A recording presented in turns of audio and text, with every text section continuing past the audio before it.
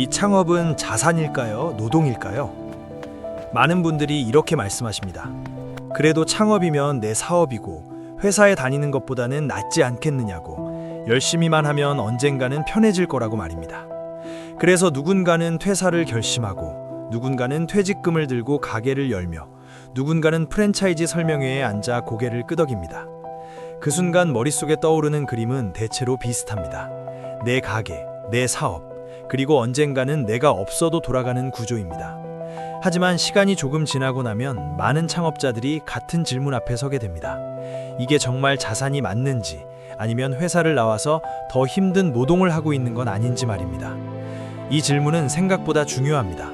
왜냐하면 이 질문에 대한 답에 따라 앞으로의 삶의 방향이 완전히 달라지기 때문입니다. 우리는 흔히 창업을 하면 자동으로 자산을 만든다고 생각합니다. 회사에 다니면 노동자이고, 창업을 하면 사업가가 되며, 사업가는 자산을 갖게 된다고 믿습니다. 하지만 현실은 그렇게 단순하지 않습니다.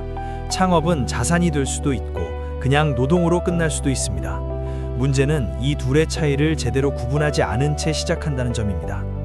자산과 노동의 차이는 열심히 하느냐의 문제가 아닙니다. 성실함이나 인내의 문제도 아닙니다. 그 차이는 구조에서 시작됩니다. 노동은 내가 멈추는 순간 함께 멈춥니다. 반면 자산은 내가 잠시 멈춰도 계속 움직입니다. 이 단순한 차이가 삶의 피로도와 불안을 완전히 갈라놓습니다. 아침에 눈을 뜨자마자 출근해야 하고, 내가 매장에 없으면 매출이 나오지 않으며, 하루라도 쉬면 수입이 바로 줄어든다면 형태만 사장일 뿐 구조는 노동에 가깝습니다. 반대로 내가 현장에 있지 않아도 시스템이 돌아가고 수익의 일부가 꾸준히 쌓이며 내 역할이 운영과 결정으로 옮겨간다면 그때부터 자산의 성격이 생기기 시작합니다. 문제는 대부분의 창업이 처음부터 자산 구조를 목표로 하지 않는다는 점입니다. 일단 매출부터 내보자는 생각, 일단 버텨보자는 마음, 나중에 생각하자는 판단들이 이어집니다. 이 말들은 모두 현실적입니다. 하지만 이 단계가 길어질수록 창업은 자산에서 멀어지고 고강도 노동으로 굳어집니다. 아침부터 밤까지 일하고 주말도 없이 매장을 지키며 몸이 아파도 쉬지 못하고 매출이 늘어나도 불안이 사라지지 않는 상황이 반복됩니다.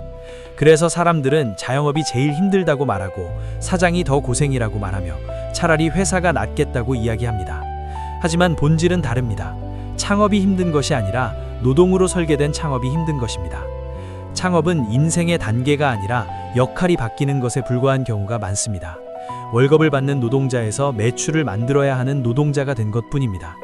그래서 창업자는 회사에 다닐 때보다 더 오래 일하는데도 마음은 더 불안해지고 쉴 수 없으며 앞이 보이지 않는 상태에 놓이게 됩니다.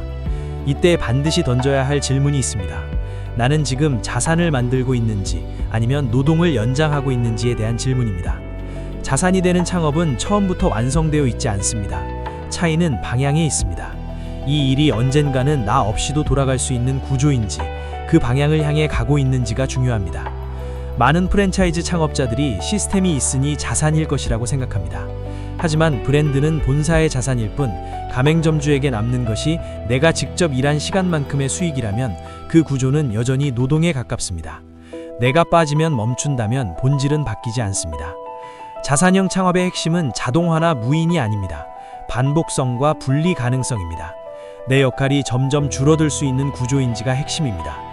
대표가 하루 12시간 일해야 유지되는 매장은 대표가 쓰러지는 순간 멈춥니다. 하지만 하루 2시간만 개입해도 돌아가는 구조는 대표의 몸과 서서히 분리되기 시작합니다. 그래서 중요한 질문이 하나 더 생깁니다. 지금 내가 하는 일 중 반드시 내가 해야 하는 일은 무엇인지, 그리고 이 일은 언젠가 다른 사람이나 시스템으로 대체될 수 있는지에 대한 질문입니다. 자산이 되는 창업은 완성된 구조로 시작하지 않습니다. 하지만 완성될 수 있는 방향을 향해 가고 있어야 합니다. 이제 질문을 조금 더 구체적으로 바꿔봅니다. 지금 이 창업은 내가 빠지면 어떻게 될까요? 하루, 이틀, 일주일을 비워도 돌아갈 수 있을까요?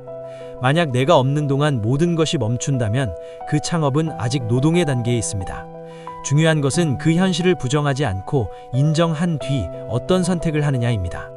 계속 몸을 갈아 넣을 것인지 아니면 느리더라도 구조를 바꾸는 선택을 하는지 말입니다. 자산은 방향 없는 노력으로 만들어지지 않습니다.